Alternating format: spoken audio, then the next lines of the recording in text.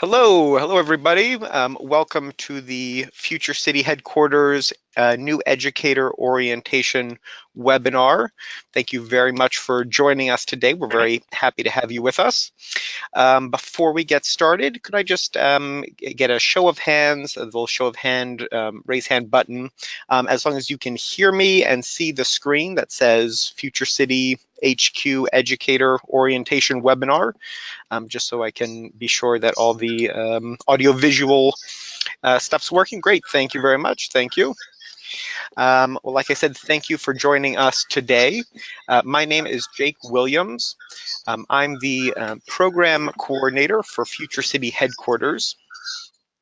Here at Future City Headquarters, we're located just outside of Washington, D.C. Also with me is Maggie Dressel, the Future City Program Manager. Hi, everyone.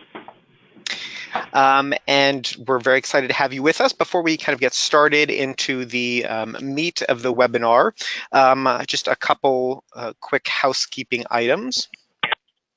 The platform that we're using is GoToWebinar. The recording of this whole webinar will be available later this week in the futurecity.org/resources section. So if there's anything that you see that you'd like to go back and read over, or if you'd like to share it with a colleague or a friend, you're more than welcome to do that. Like I said, that will be up in the resources section and on our YouTube page by the end of the week. If you're having any trouble with sound on the webinar, there's a teleconference line that you can call into. Here's the phone number and the code to access that teleconference line. So if you're not able to hear me, you can just call in and the audio pin will show up after you join the webinar. This is an interactive webinar, so while you are muted at the moment, you will be able to speak. You can type questions into the webinar control panel anytime during the webinar. And at the end, we'll pose as many questions to our guest, and Maggie and I will try to answer as many questions as possible. So feel free to type them in as we go along.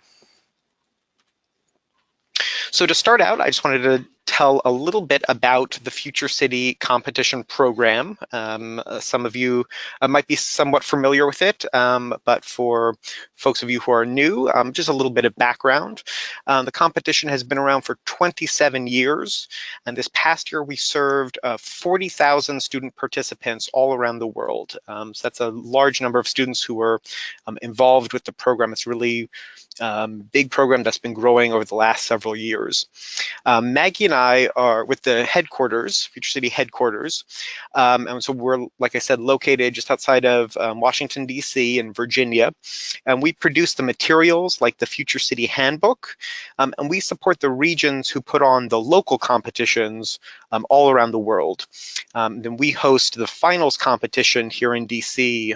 Each February. So there are 40 regions and sub-regions all around the US that hold their local competitions, the regional competitions, throughout the month of January each year. In addition to those competitions, we also have 3 official international regions. So in Canada, in China, and in Egypt as well, we have teams. It's really a global program. So before we get into the kind of details of the program, I wanted to talk about something that a lot of new educators have questions about. As the name suggests, Future City is a competition, but there are really a number of ways to participate in the program, and you don't have to feel obligated to compete. First and foremost, Future City is always an educational program. So competing is certainly something that can be fun, and a lot of students and a lot of educators really enjoy that aspect of it. But excuse me, if you are maybe feeling a little overwhelmed by the competitive side of it, don't let that be an obstacle for participating in the Future City program overall, and don't let that discourage you from using the resources.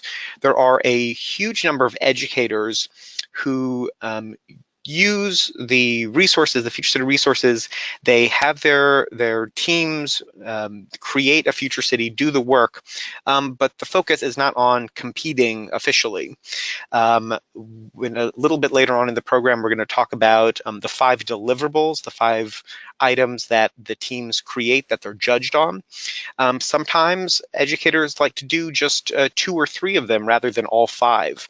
It can be a little less overwhelming, a little bit less time intensive, and it can still be really fun for the students and really educational. So that's just something to keep in mind, that if you're feeling overwhelmed by the competitive component, that's not a requirement for doing Future City.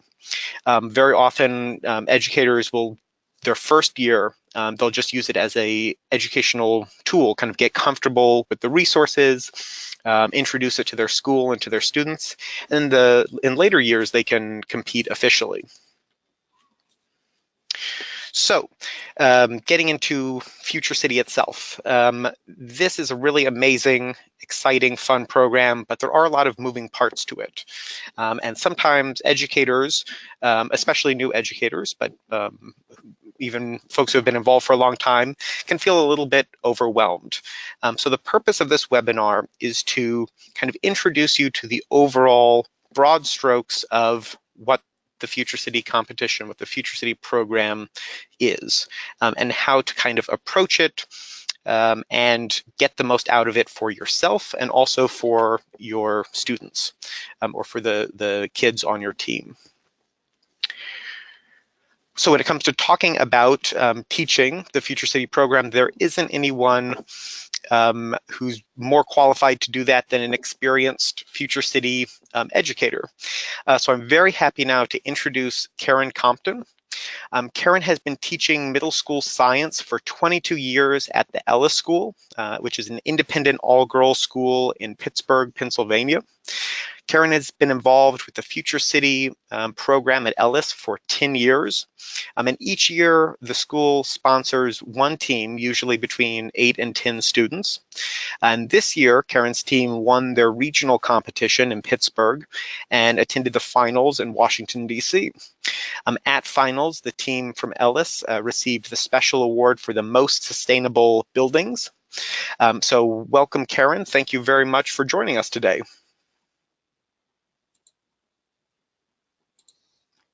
Hi, Karen, are you there?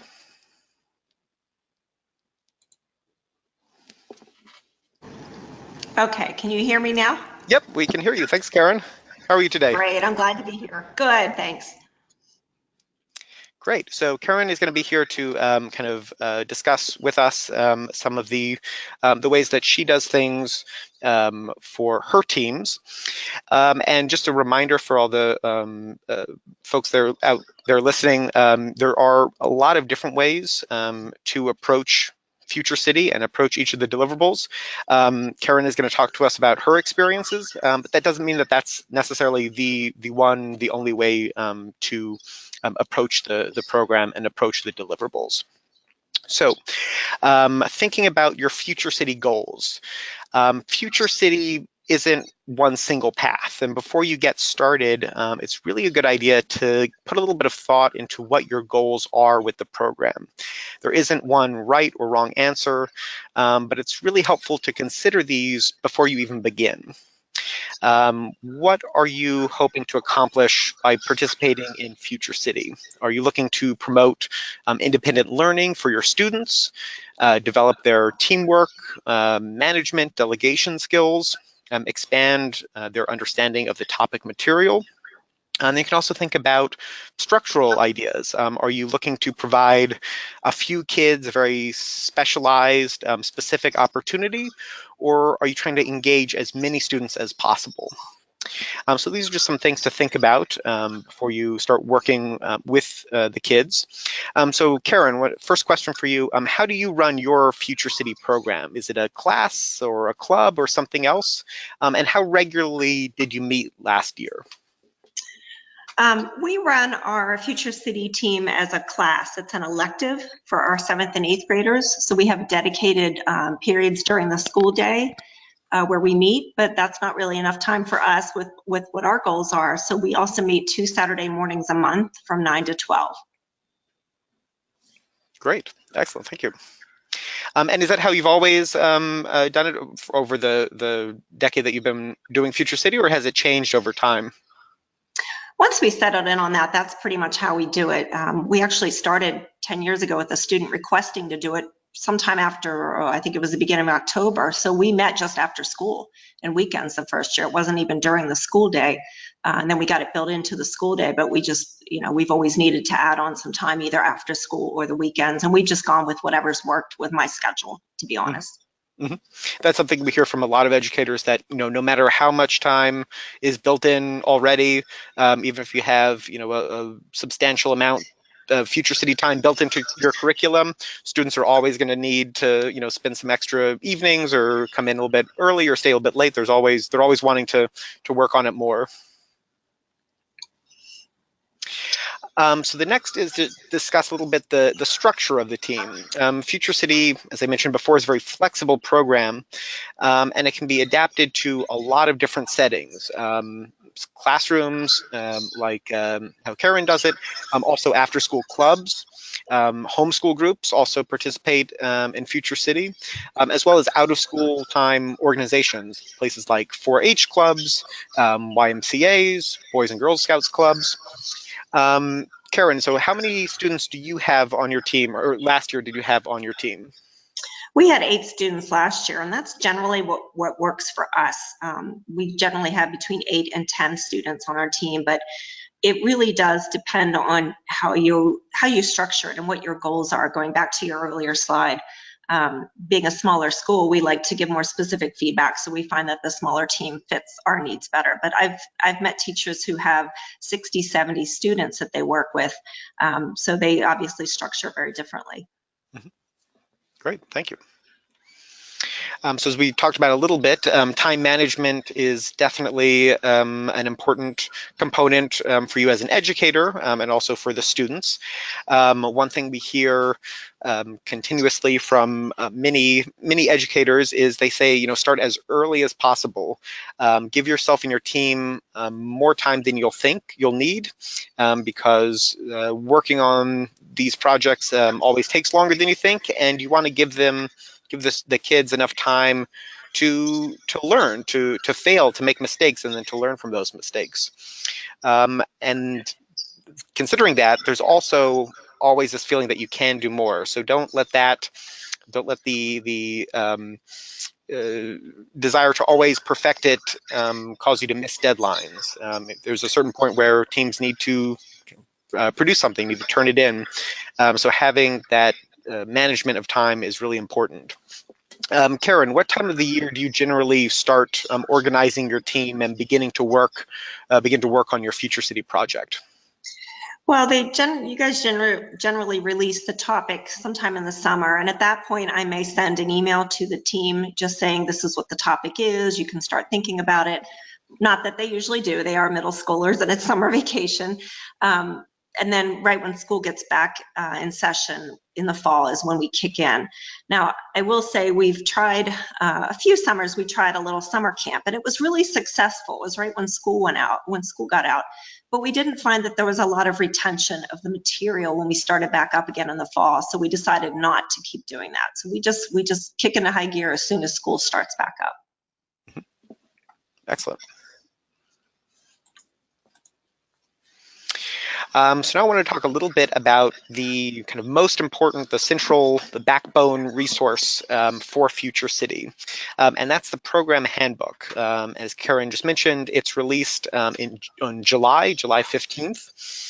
So this upcoming year's Program Handbook is not out yet, but in the meantime, if you would like to look over last year's handbook, that is available in the resources section under Handbook and Student Handouts at futurecity.org. The topic, the annual theme will change. That's going to be different from last year. But if you want to start looking through the handbook now, last year's handbook, you can get an idea of kind of the structure of the program and of the deliverables, and get some really good ideas about resources and how to kind of approach the program overall. And that's what we're going to also discuss a bit right now. One really, really important piece of advice is for you as an educator, read the handbook cover to cover. It's really the central piece of information that tells you what to do for each step of the way for the competition.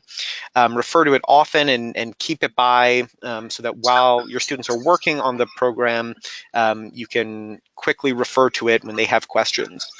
Some educators even use it as kind of like a workbook for their students. They'll give their students copies of it and have them kind of work through it and familiarize themselves with the handbook. The first part of the handbook is an overview of the program and of the deliverables in general, kind of the different approach to the program. The second half of the handbook is the appendix that goes into depth for each of the 5 deliverables. All the resources, all the material are in one place. So question for Karen, how do you approach the program handbook each year? Do you share it with your students? Do you read through it and make notes for yourself? How do you kind of approach it when it's released in July?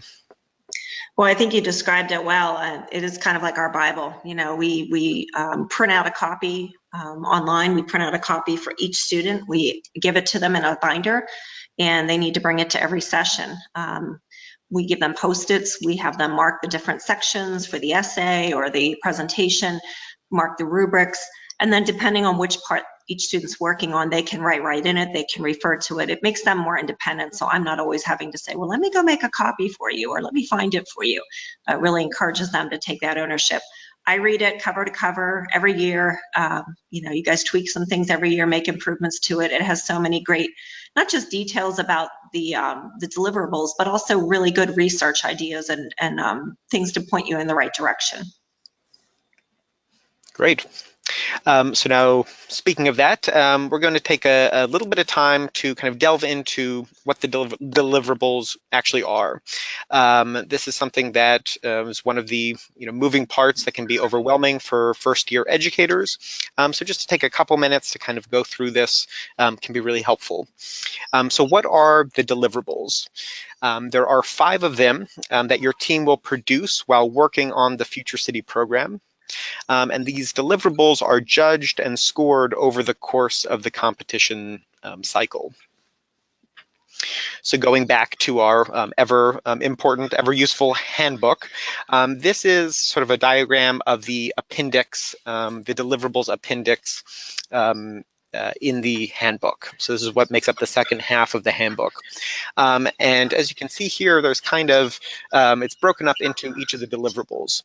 And all the resources that you'll need for it are in one place. So if we take the virtual city deliverable, it starts out with a little introduction about what the deliverable is, then the requirements, then the resources to help your students work on the deliverable, the student handout, which you can provide to them directly, and then each one ends with the rubric for that deliverable. The same is true with the model. It starts out with the description of the model, then the requirements for that deliverable, resources for working on it, a student handout, and then the city model rubric. And these are the actual rubrics that the judges will use.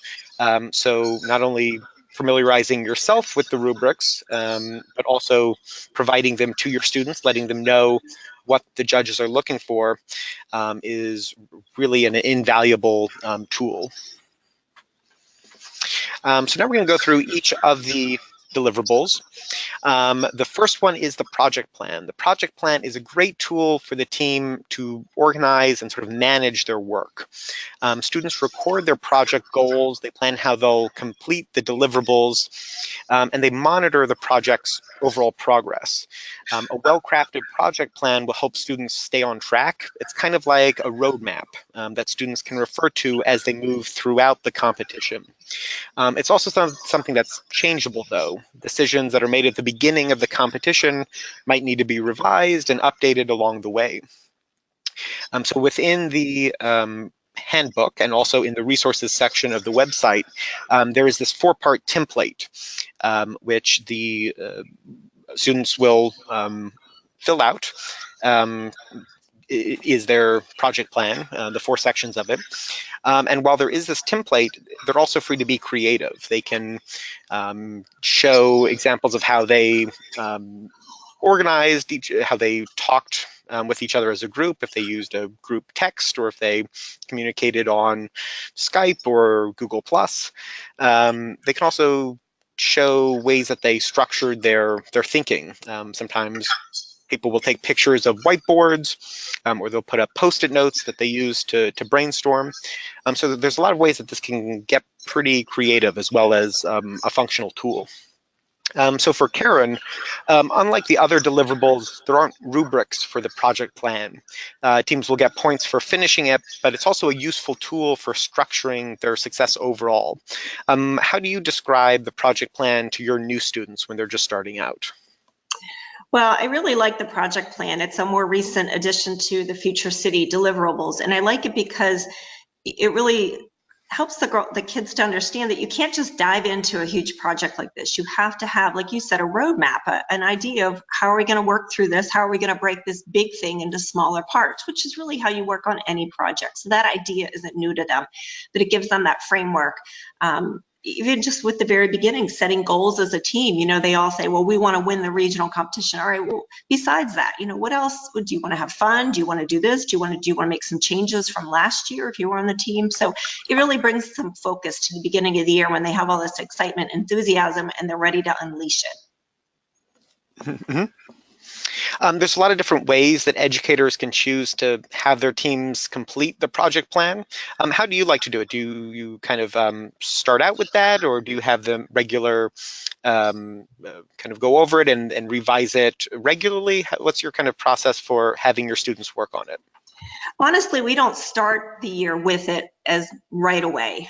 We usually start our season with covering a lot of the topics on city planning, just how a city runs. And then we get into the specifics for the deliverables. And we kind of have a team meeting and we talk through what do we want to get out of this season?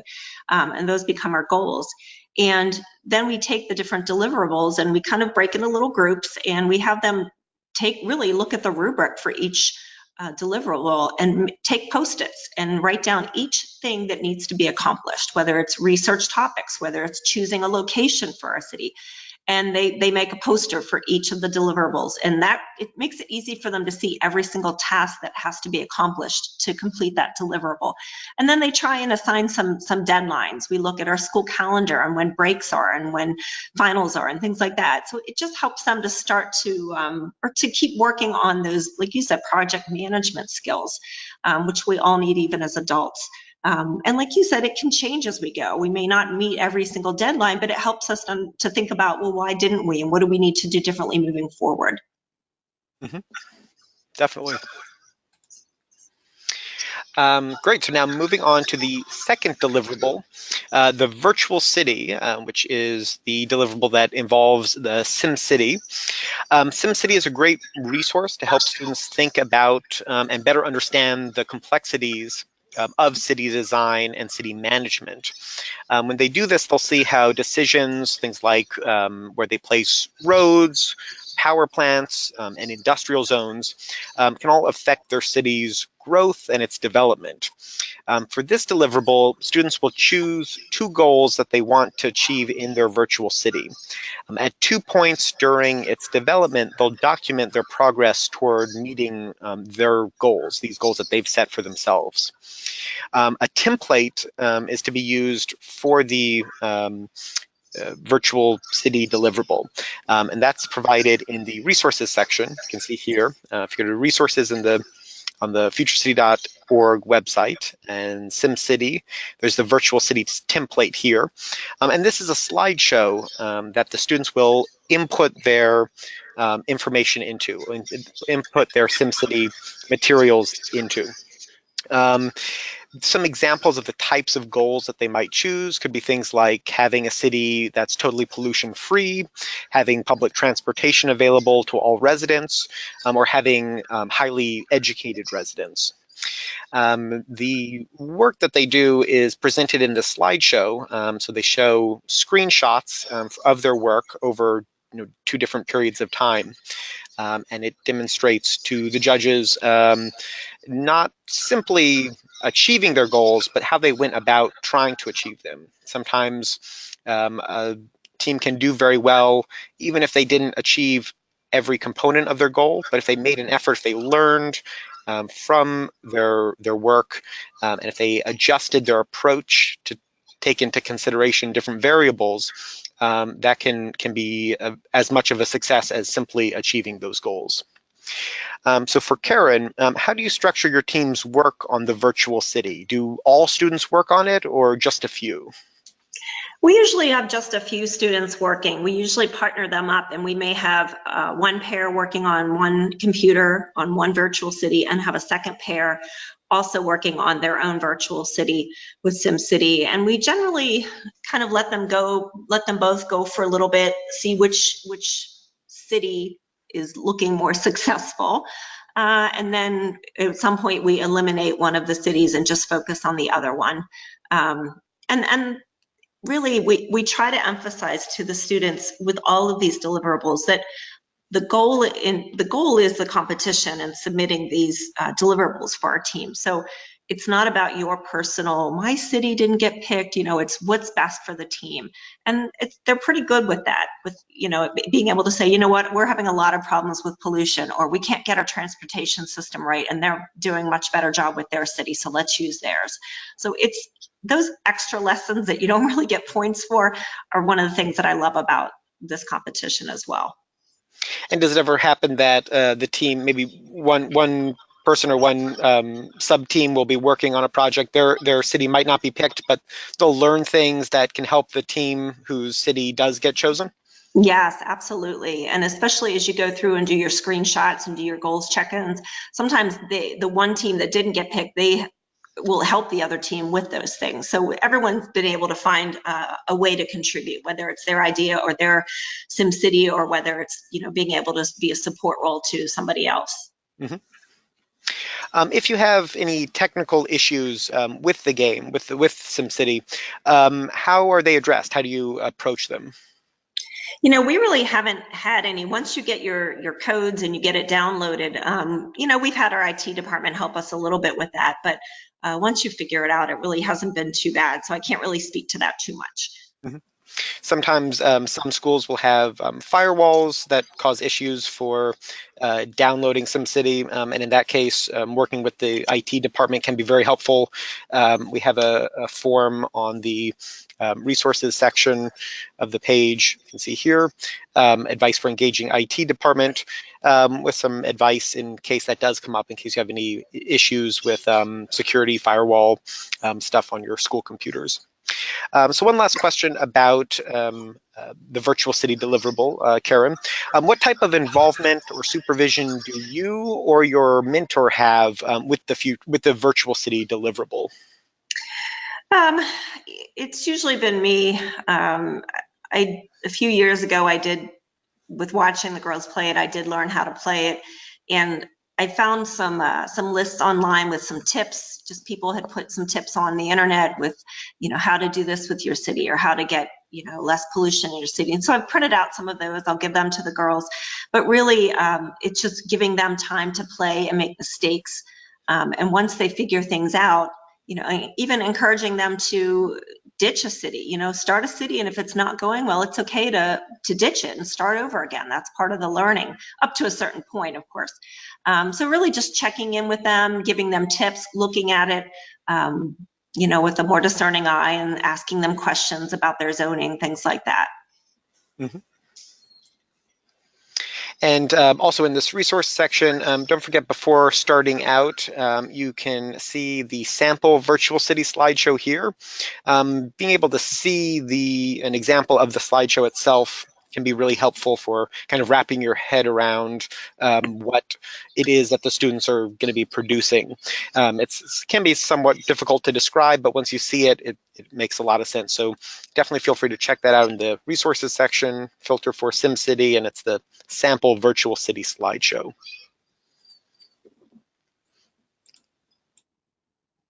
The next deliverable is the city essay. The essay is the place where students get to delve deeply into the ideas that they create for their future city. Though it's based in facts and it's definitely a well-researched concepts, it can be very creative. It's the team's opportunity to describe what it would be like to walk down the street of their city. It can be something, the format can be pretty interesting and can really be however the students think is best to express these ideas. It's where the students can tell their story of their city and their ideas. So a couple technical things: the essay has to be cannot be more than 1,500 words. It can have up to 4 graphics, and it needs to have a minimum of 3 citations. And Wikipedia does not count as a citation. The essay is also where the teams start addressing the annual topic or challenge, the theme that changes each year. They present their futuristic and innovative solutions to the reader. Karen, how does your team approach or divide up the work for the essay? Well, we break it up as we go. When we start off, we really try to give them some direction. Myself and the mentor, we take the topic and do some research ahead of time and print out some articles or send the girls some links to get them started. And we do some brainstorming. And then once we have some ideas, generally we split up. It's really based on interest. Someone will say, well, I want to research, the geography of this area that we're picking. And for the age-friendly city, another one said, oh, I want to, research transportation issues with the elderly. That was last year's topic. So it's kind of giving them that freedom to choose what interests them, but giving them the framework that, this is the kind of thing that you need to be working on. Mm-hmm. You mentioned sending them some links for research. How do you get them started? Where do you kind of direct them for starting out that research? It really depends on the topic. This year with the age-friendly city topic this past year, our mentor is actually close to retirement age, and he had a lot of really great firsthand articles that he was able to send us and feedback. We've also used the resources. Future City does a great job of giving links and ideas and resources on the website. So that was also a good place for us to get started. And then once we chose our city location, which this year was Norway, we went on to some websites about Norway and used that. So it's really very organic. It kind of goes as as you flow through it, you grab onto different resources, and the girls tend to really enjoy that part because it's very free flowing. Mm-hmm. What would you say is the most difficult part of the essay, either for you and or for the students who are working on it? The students are used to more descriptive writing with English. They're encouraged to, give more descriptions, choose, really good adjectives. And this is a very different kind of writing. Limiting it to the 1,500 words is very hard. It's hard to get all of the pieces of the rubric into those 1,500 words. And so they have to learn how to be succinct and how to shorten. I can't tell you how many words we start off with on our first draft, and helping them learn how to shorten and not say the same thing 3 different ways. Having to cut out parts, and not take it personally is a good lesson for them. And writing with other people. We use a Google Doc when we write our essay, so they're used to just writing by themselves. So there are a lot of challenges that we really support them and just reassure them that, yeah, this is a little different, this is tricky, and we'll help you through it. I've heard often that students start out thinking, oh, 1,500 words is going to take a while, that's going to be hard, and they realize very quickly that the hard thing is figuring out all the stuff that they have to cut out because they have a lot more to say than will fit in just those pages. That is true every single year. What is your goal with this deliverable? Is it primarily to reach the word count for your students to complete it without having typos? Is it incorporating lots of different research citations? I'm sure it's more than just one thing, but how do you kind of, when you look at it as an educator, what are your primary goals with this deliverable? We want them to hit on all of the parts in the rubric. We want them to include all the required parts and have a good, well-rounded essay. There are always some parts that we wish we could have done a better job with, but not to leave anything out. Even if it's just one sentence, let's make sure that we are addressing all of the parts that we're asked to address. Mm-hmm. And one more question on the essay. How does your essay relate to the virtual city, or your team's essay relate to the virtual city? Do they incorporate lessons learned from the SimCity when they're writing it, or is it a completely separate thing? You know, that's been harder for us to connect the two. I think really the connection is that playing SimCity, as you design your city, real problems come up, your residents complain, you run out of money for different areas, you have to adjust taxes. And so I think that gives them a more realistic picture of when they're writing their essay and they're designing their own city, that they really need to account for all the different people that live and work in their city and make sure that everyone is heard from. Mm-hmm. And just as with the other deliverables, if you go to the gallery section rather than the resources section here, you can read high-scoring essays from previous years. If you go to the city essay section in the gallery and search, you can read those essays and get an idea of what some very high-scoring essays look like.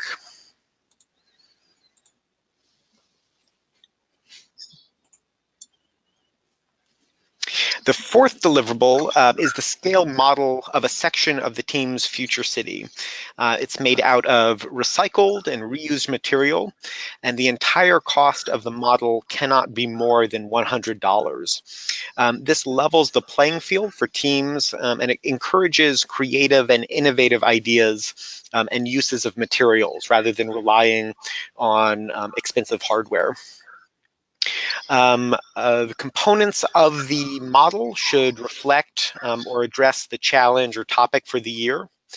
The high scoring models always kind of go back to that. It doesn't need to be the entire model, but parts of it address the theme for that year. Also be sure that you are within the size requirements for the model. It needs to be not larger than 25 inches wide by 50 inches long by 20 inches high. So Karen, when does your team start working on the model?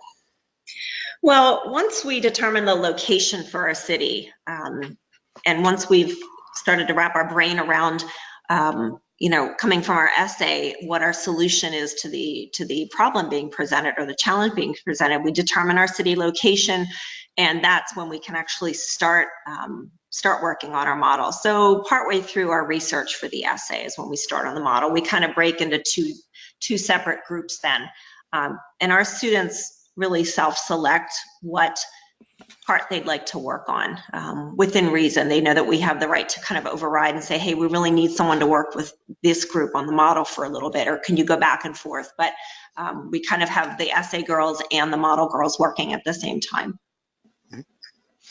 And where do you get materials for the model from? We have held recycling drives, and we have accumulated quite a collection of recycled materials.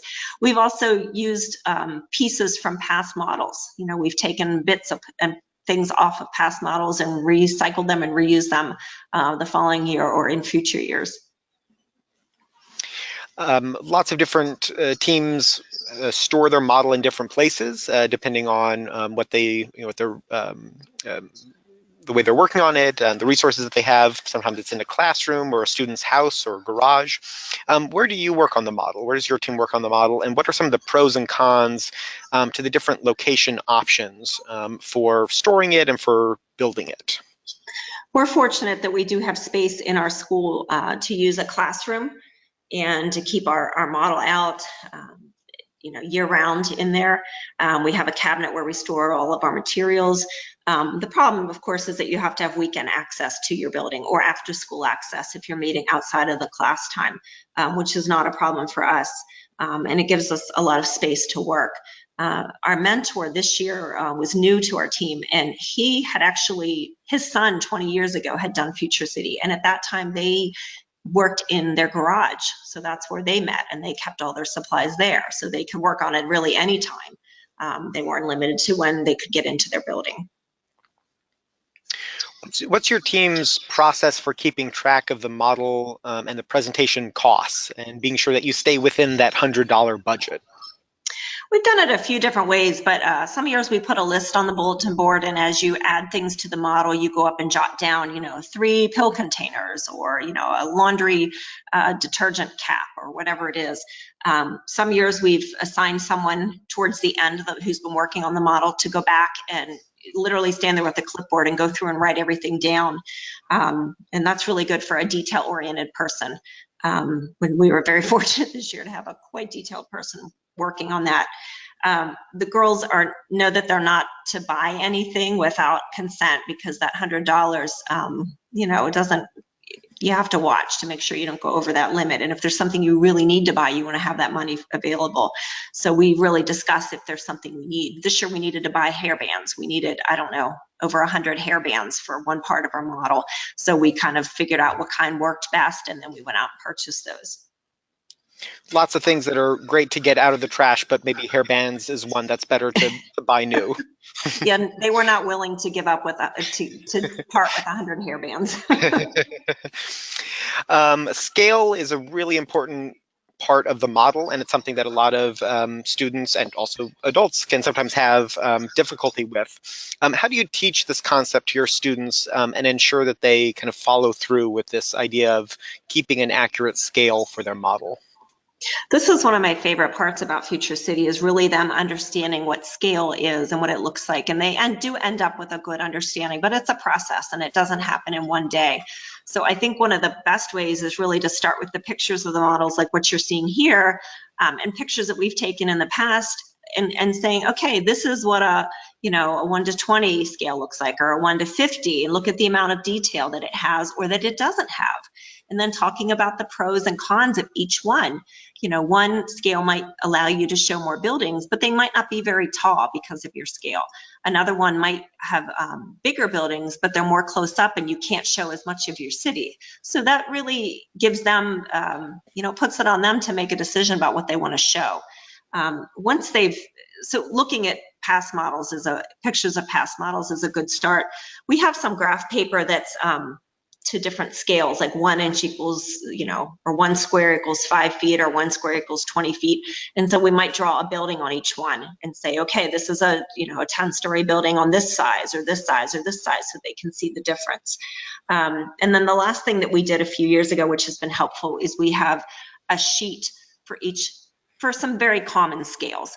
And we will go down the sheet and say, okay, this is how wide a road is for 1 inch equals 50 feet. This is how tall a 1-story building would be. This is, how long a typical city block might be. So it gives them some framework so that then when they start measuring out things on their model, they can go, oh wait, we don't have room to make that. It's too big for our model, things like that. Excellent. One other thing to kind of point out, especially for new educators, never too early to start thinking about transporting your model. If you're taking it to the regional competition, be sure to think about how it's going to be transported.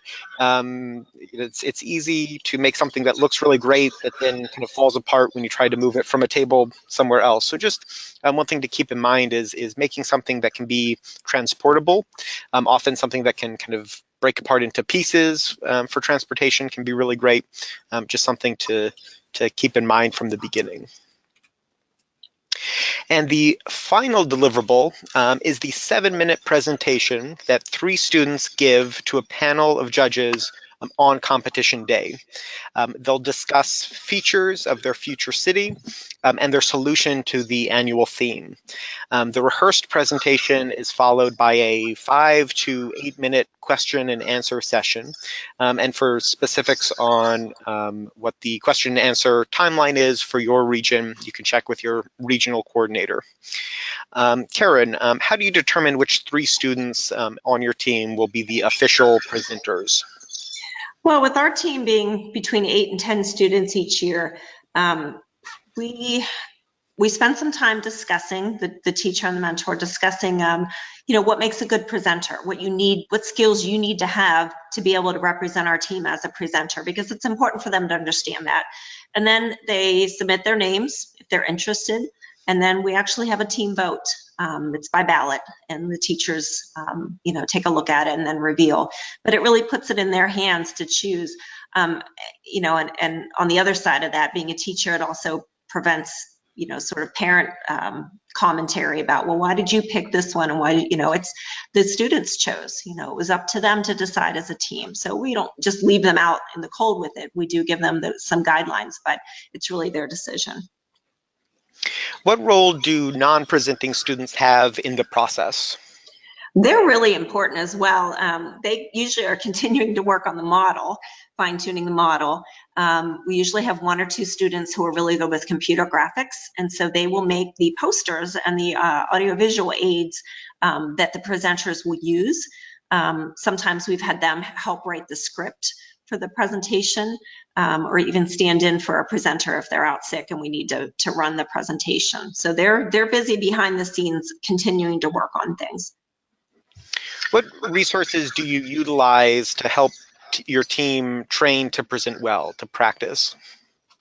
Well, I think one of the keys in the very beginning is to show them a video from some past years' presentations. And that's one of the things that Future City does such a great job of, is to have all of these things available online. So when you're starting out, you're not just guessing.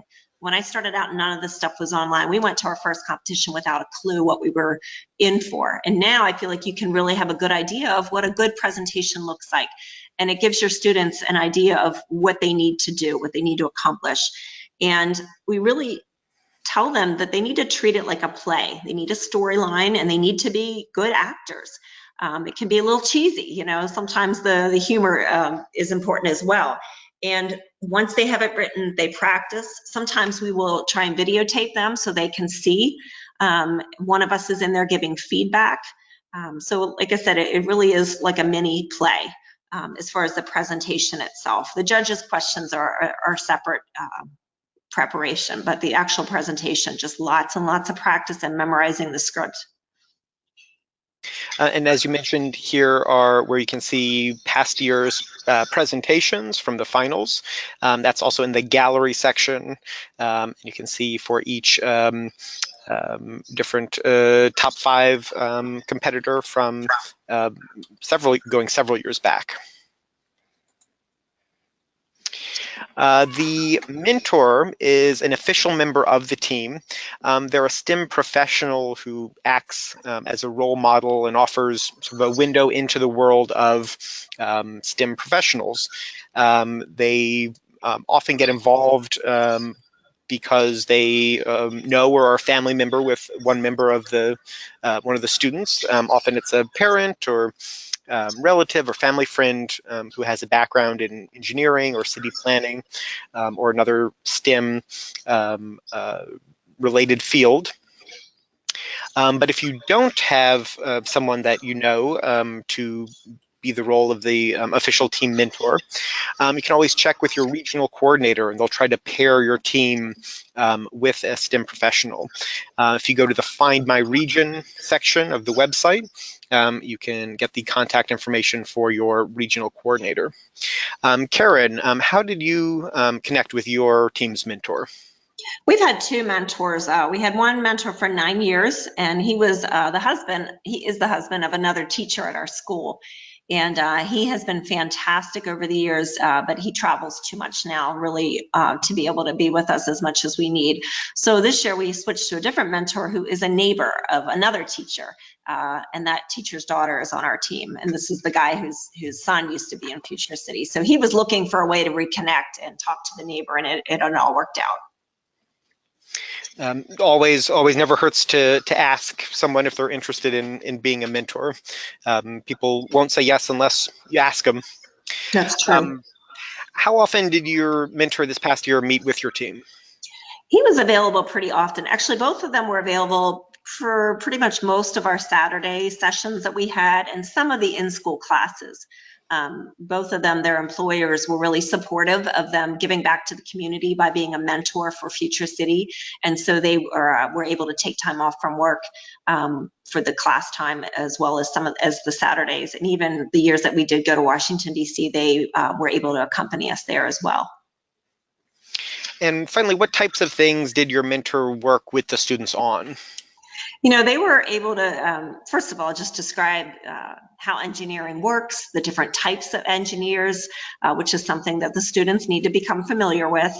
And they also are good at bringing that real life experience in. You know, we're teachers, we're in the classroom, we're reading, we're looking up articles online, but they're coming in saying, hey, it worked this week, this is what we did, and this is what went wrong with this project, and this is how we had to solve it and work together, and this is how so-and-so handled it. And here's an article I just came across, you know, that pertains to what our topic is this year. So they've always been able to bring a different angle that's been really helpful and appreciated.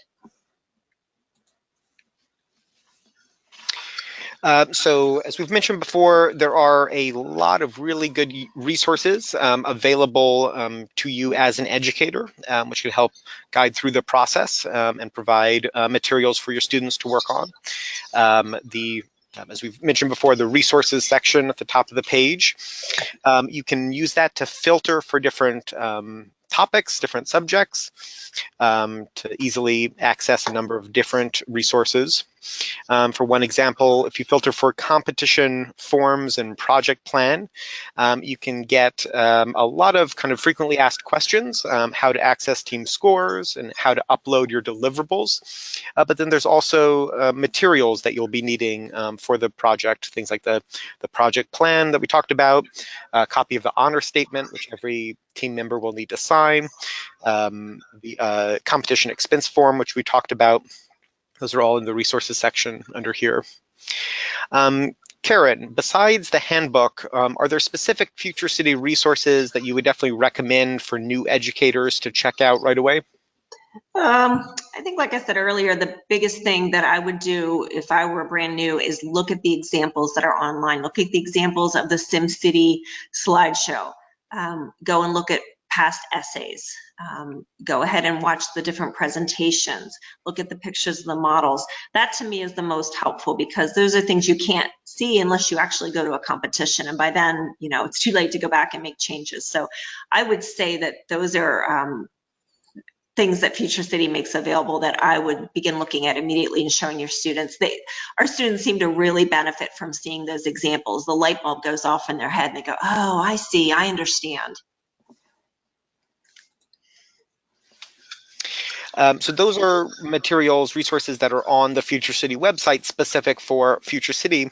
But there's also examples of what we might call local resources, things that are in your own backyard that aren't directly connected with Future City, but that can be really great to incorporate into your teaching and into your Future City program. Things like checking in with universities, local community colleges, reaching out to city officials. We've had a number of teams that either give presentations to or talk with city council members or city planners or managers. Also checking in with construction companies or local engineering societies can be a great way to have speakers come talk with your students or go to a workspace and be able to kind of show them a field trip. So Karen, are there any non-Future City specific resources or experience that you've utilized for your team in the past? We have. Every year we try to do either a speaker or a field trip. Future City does an orientation early on in the season, a local orientation for the teams in your region. And that's usually a morning activity, and we try and tack on a field trip in the afternoon. It's good for background information for the students, but it also is kind of a nice, fun team bonding activity. We've used parents and local connections to find these resources. We visited local colleges. There's a college nearby, Carnegie Mellon University, has a lot of green buildings and a lot of green initiatives on their campus. So one of the years we visited there, one of the parents was is in charge of the facilities there. So we were able to do a tour there. We went to another green building. We toured a biotech lab. It just depends on the topic. We've had speakers come in. One year it was the topic was waste management. So we had someone come in from a local company to talk about plasma gasification, which we now know a whole lot about. So it depends. But put out the word to your parents and the rest of your school community early on. Say, this is our topic. If you can recommend anybody, please do. And usually things fall into place that way. Well, thank you very much, Karen, for taking the time to answer my questions. And now, if there's any questions from the audience that you have, either for Karen or for us, the Future City staff, feel free to type them into the question space now. Maggie, any questions so far? Sure. So there have been a bunch of great questions. Thank you, everyone. And then I just wanted to share some of our answers with the whole group. Just to confirm, we will have the program handbook available online, so you can download a PDF at your convenience beginning July 15th. So sometimes people like to use the hard copies that will be available from your regional coordinator, but if you're not in a location that has hard copies available, or if you just like the electronic version, we certainly have those for you as well. And then the SimCity codes are not available prior to July 15th. If you want to play SimCity or get familiar with it, you certainly can. It's available either through Origin, or sometimes you can find it for not too much on Amazon or another one of those types of sites. But the codes themselves will be available on the online Team Center after July 15th, provided that you have fully completed the multi-step registration process. And then we had a question about kind of specific schedules to follow, and we provide kind of a general overview of kind of how all the different parts of the program fit together and when we suggest that you do them. But we don't provide a specific kind of calendar month by month, week by week, because we like to leave a lot of those decisions up to the educator or after school program leader, so they can kind of integrate it as their schedule allows. And a lot of those decisions also depend on what region you're in and when the regional deadlines are. So we kind of leave it in your hands, but if anyone wants, kind of further guidance, we're always happy to chat about that. And then there was a question about student team members, which I think was covered pretty well during the call. It can be anywhere from 3 students that give the presentation to an entire classroom, and there are definitely pros and cons of all the different sizes.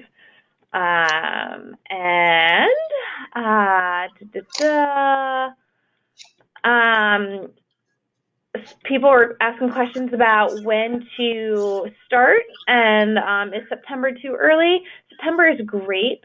Most educators kind of start when they go back to school, and then it's the first couple of weeks of school are always that introduction again, and the kids are getting back in the swing of things. So September sounds pretty terrific.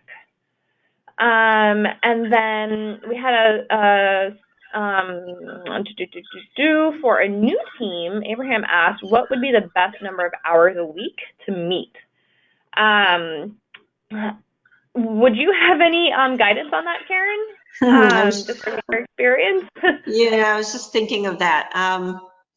Being a new team, I mean, there's a little bit more of an entry level, a learning curve there, but we are on an 8-day cycle, so I'm trying to figure we meet 4 class periods out of every 8 days. So, maybe an hour a week or so, and then 2 hours every other weekend.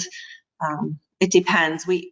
Having a big chunk of time to work uninterrupted, we find to be pretty helpful. Our students really like those weekend times because they can come in and, usually someone brings donuts and they can really settle in and wrap their brains around, and they're not thinking about, oh, I have to go to math next and take a test or something like that. It's just all focused on Future City. Great. Terrific. Quick answer. We had a question about what versions of SimCity does the competition use? It is the latest version of SimCity. It's just called SimCity. It's not SimCity 4, but it's the most recently available version. That was from Becky. And this webinar is being recorded and will be posted on our website in the resources section. And Jake will probably also send out an email with the recording a little bit later this week. So you can refer to it at your convenience. And then, Karen, this might be another question for you if you've run into this. We have a question from another Karen who says she has an after-school club that she wants to participate. And how do you work around conflicting and competing sports or other club times for the students? Yeah, that's been a reason that we've tried to stay away from after-school meetings, to be honest. The good thing about having a team is that if some people can't be there, you have other people there to pick up the slack. So I think just knowing ahead of time who's going to miss which dates allows us to plan who's going to do which work on which days, if that makes sense.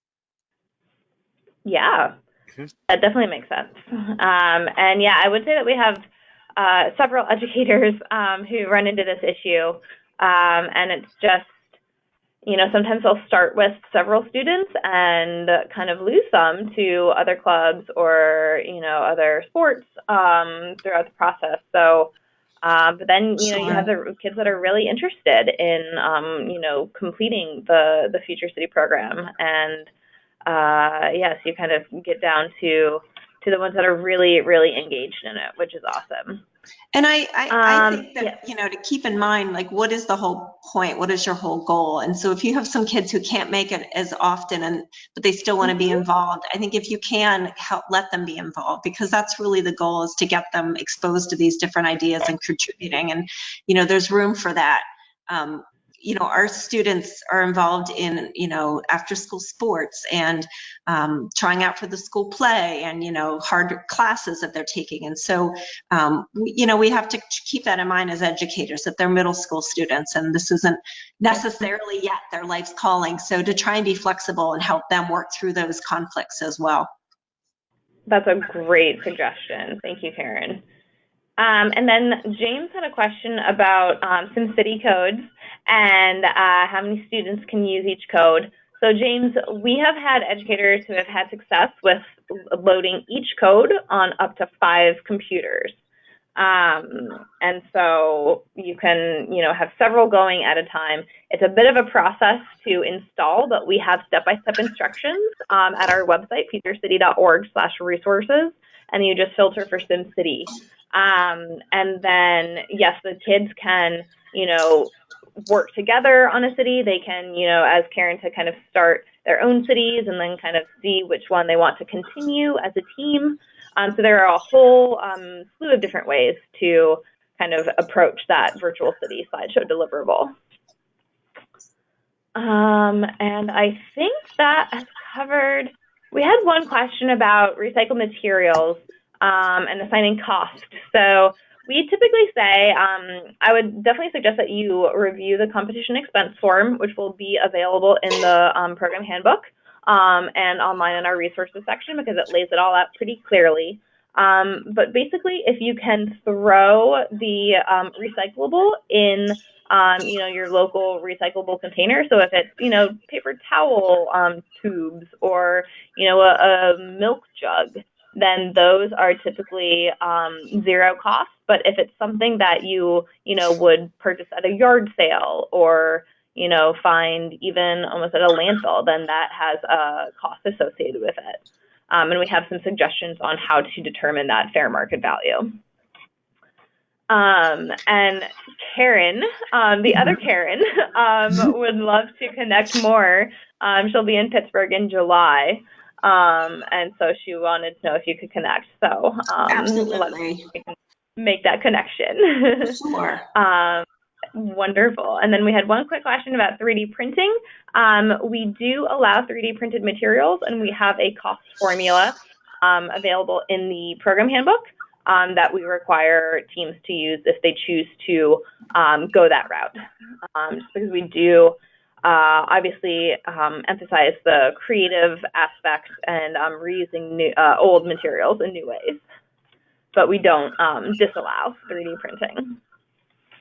And I think that covers it. Oh, wait, Robert Johnson had a question. If you like a mentor, what would you recommend to get a mentor? So we talked about that a little bit. Definitely ask around to, the team members to see if they're, maybe a parent might be an engineer or a STEM professional or a city professional, or they might know someone. But if not, feel free, please reach out to your regional coordinator. Because they often have connections to engineering societies, and we are always trying to help the teams find mentors just to offer that real-world kind of connection to the teams. So definitely reach out to your regional coordinator, Robert. Great. Well, thank you all for the excellent questions. And if you have any more that come up that you don't think of until later, feel free to shoot them to info@futurecity.org, info@futurecity.org. And now, if you haven't done so already, is the time to sign up, to register. You can go to futurecity.org and select register at the top of the page, or go to futurecity.org/register. And after you do that, you can check out the gallery and the resources for seeing past deliverables, and otherwise we will look forward to hopefully seeing you in January. Thank you so much for joining us today for the new educator orientation webinar. We hope that this answered some of the questions you might have had about Future City. A big thank you to Karen Compton. Thank you so much for taking the time and providing great detailed answers. We really thank you very much for that. Sure and thing. like I said, any questions, feel free to send them to info@futurecity.org. Have a great day.